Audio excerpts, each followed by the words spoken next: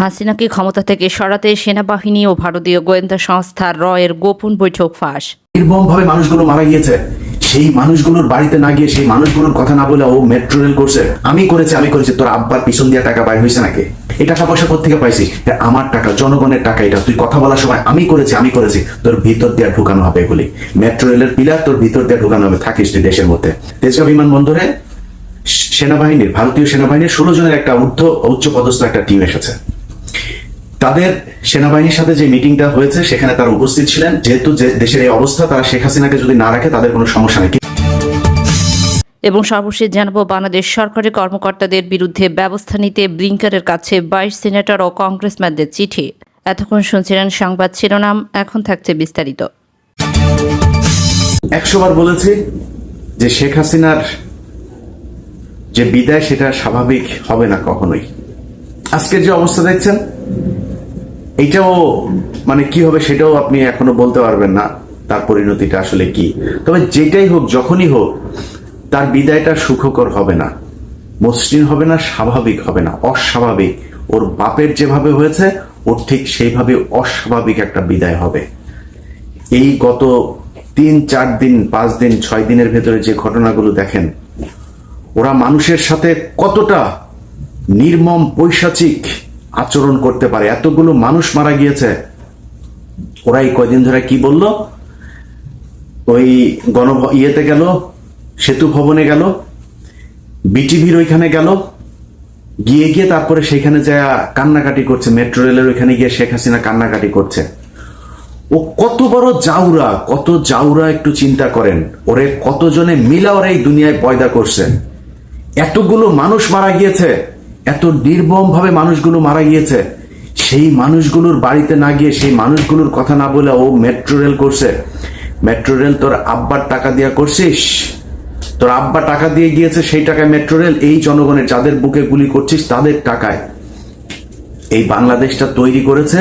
এই দেশের প্রবাসী যেই রেমিটেন্স যোদ্ধা আছে, তারা এই মধ্যপ্রাচ্যে যারা খাটনি, মানে গাধার মতো খাটুনি করে দেশে পাঠায়, তারা করেছে। তাদের হাতে তৈরি করা এই বাংলাদেশ, তাদের জন্য কি করেছিস? একজন প্রবাসী, তার সন্তান মারা গিয়েছে, সে দেখলাম এই বিমানবন্দরে গিয়ে, মানে ব্যাগ ট্যাগ কিচ্ছু নাই, খালি হাতে উদ্ভ্রান্তর মতো এসে তারপরে বলছে, আমি তো তোদেরকে করতাম, আমি তো তোদেরকে মানে টাকা পাঠাতাম, আমার টাকা দিয়েই তো তোদের দেশ চলে, আমার ছেলেটারে কেন মারলি রে? মানে হৃদয় বিদারক এক দৃশ্য বিমানবন্দরে দেখলাম। এই প্রবাসীদের টাকা করে তুই বাংলাদেশে 1 টাকার জিনিস 5 টাকা খরচ করে তারপরে করছিস। সেটা করে কথাবার্তা তুই যখন বলিস, মনে হয় আমি করেছি। তোর আব্বার পিছন দিয়া টাকা বাইর হয়েছে নাকি? তুই কথা বলার সময় তোর মানে কি রে? তোর কি? তুই কে? তোর বাপ এই যে ধানমন্ডি 32 নম্বরের বাড়িটাও দখল করে, তোর বাপ বাড়ি পাইছে কোথায়? তোর বাপ কি করতো? ফকিন্নির বাচ্চা, তোর 14 গোষ্ঠীর ভেতরে কেউ ম্যাট্রিক পাস ছিল? তোর বাপে করে তারপরে করছিস। তোর বাপের যে পয়দা করছে, যেটা সেই যেভাবে জারজ হয়েছে, তোর বাপ তো মালায়ন ছিল। তোর বাপের এই যে পয়দা করছে, তোর সেই বাপটাও সেটাও এই করতে পারে নাই। মানে বাংলাদেশে তোরে যে দিয়া গেছে, তোরে বলতে পারে না, তোর মা বলতে পারে না এটা কার পয়দা, এই কথাটাও বলতে পারেনি। সো জারজ যে, সেই জারজ এটাকে নিয়েও তোদের জাউরামি করতে হয়েছে। তো তোর বাপ তো জাউরা ছিল, জাউরা তোর বাপের বা আসল বাপ যে, সে বাপ তো ছেড়ে দিয়েছিল। পরের এই যে মাটি কাটার সর্দার লুৎফুর রহমান, তোর এই বাপের তো মেট্রিক পাস, এই 14 গোষ্ঠীর মধ্যে কোনো মেট্রিক পাস নাই। তো তোর বাপ এই 32 নম্বরের বাড়ি ধানমন্ডিতে কই পাইলো, কোত্থেকে পাইলো? তোর ছেলেরা এখানে মানে বিলিয়ন ডলারের বাড়ি ঘর, তোর মেয়েরা সব বিদেশে, বিভিন্ন দেশে তাদের এত সম্পত্তি। তোর ছেলের যেই মানে শ্বশুর, পরকীয়া শ্বশুর, এই যে আজিজ, তার সিঙ্গাপুরে সে 10 জন ধনীর মধ্যে সে একজন। এই টাকা পয়সা কোত্থেকে পাইছিস? আমার টাকা, জনগণের টাকা। এটা তুই কথা বলার সময় আমি করেছি, তোর ভিতর দিয়ে ঢুকানো হবে এগুলি। মেট্রো রেলের পিলার তোর ভিতর দিয়ে ঢুকানো হবে। থাকিস তুই দেশের মধ্যে। মানুষের কম খেপাস নাই। এই বাংলাদেশের এই যে মানুষগুলি আজকে এই অবস্থা দেখছিস না, এমনিতে তারা এরকম করে নাই। প্রতিটা ঘরে ঘরে তোর কষ্টের চিহ্ন আছে। এই মানুষগুলি যারা আজকে রাস্তায় নেমে আসে, তারা বিএনপি করে? বিএনপির মানুষকে মারে নাই? এই গত 15 বছরে বিএনপির মানুষকে মারে নাই? হেফাজতকে মারে নাই? জামাতের নেতাদেরকে করে নাই? মানুষ রাস্তায় নেমে আসে নাই। আজকে কেন নেমে আসছে? সবার পিঠ দেয়ালে ঠেকে গিয়েছে। এই জন্য মানুষ আজকে রাস্তায় নেমে এসেছে। প্রতিদিন আপনাদের যে কষ্ট এই কদিন ধরে করে এসছেন, এই কষ্টের একদম শেষ প্রান্তে। কিছুক্ষণ আগের আমার কাছে যে তথ্যটা এসছে সেটা হচ্ছে তেজগাঁ বিমানবন্দরে সেনাবাহিনীর, ভারতীয় সেনাবাহিনীর 16 জনের একটা উচ্চ পদস্থ একটা টিম এসেছে। তাদের সেনাবাহিনীর সাথে যে মিটিংটা হয়েছে সেখানে তারা উপস্থিত ছিলেন। আজকের যে মিটিং, সেখানে তারা সেনাবাহিনীকে স্পষ্টভাবে বলে দিয়েছে যে যেহেতু দেশের এই অবস্থা, তারা শেখ হাসিনাকে যদি না রাখে তাদের কোনো সমস্যা নেই, কিন্তু পরবর্তী যে সরকার আসবে তাদেরকে তাদের সাথে কাজ করতে হবে। সেনাবাহিনী বাংলাদেশে রয়ের যেই আস্তানা, যেই চামচারা বাংলাদেশের হয়ে কাজ করছে, তাদের ব্যাপারে এখন কথা বলার মতো সময় আসে নাই, বলছিও না। যাইতে দেন, তারপরে তোদের কেমনে তোরা এখানে এসে তারপরে আবার মাস্তানি করি সেটা দেখা যাবে। আগে এইটারে এই বড় শয়তান আগে সরুক, বড় শয়তান সরার পরে ছোট শয়তানগুলোর ব্যবস্থা করা যাবে। আমি জানি না, আমার এই ভিডিও দেওয়ার আগেও অনেক কিছু শুনতে পারেন, ভিডিও দিতে পারবো কিনা সেটাও জানি না, এটার মেয়াদ থাকবে কিনা। তারপরেও বলছি, যদি ভিডিও দিতে পারি, যদি ভিডিওটা দেখেন আপনারা, যেইখানে যেই অবস্থায় আছেন, আমার কাছে একটা 16ই ডিসেম্বর একটা ভাব লাগছে। সবাই বাইরে চলে আসেন, বাসায় থাকার দরকার নাই। অনেক কষ্ট করেছেন, ইনশাল্লাহ কথা দিচ্ছি এই দেশকে নিয়ে কেউ ছিনিমিনি খেলতে পারবে না। এই দেশ সোজা একটা জায়গায় যাইতে হবে, যেটা এই দেশের নতুন প্রজন্ম চায়। এই নতুন প্রজন্ম একদল যাবে, আরেক দল আসবে, তারপরে লুটপাট করে তারপরে খাবে, এটা তারা দেখতে চায় না। একটা নতুন কিছু দেখতে চায়। জর্জিয়ার কথা মনে আছে? জর্জিয়ার মতো একটা বিপ্লব দেখতে চায় এদেশের মানুষ। অতএব সেই বিপ্লবের বিজয়ের দ্বার প্রান্তে এসে আপনাদেরকে শুভেচ্ছা জানিয়ে শেষ করছি। আল্লাহ হাফেজ।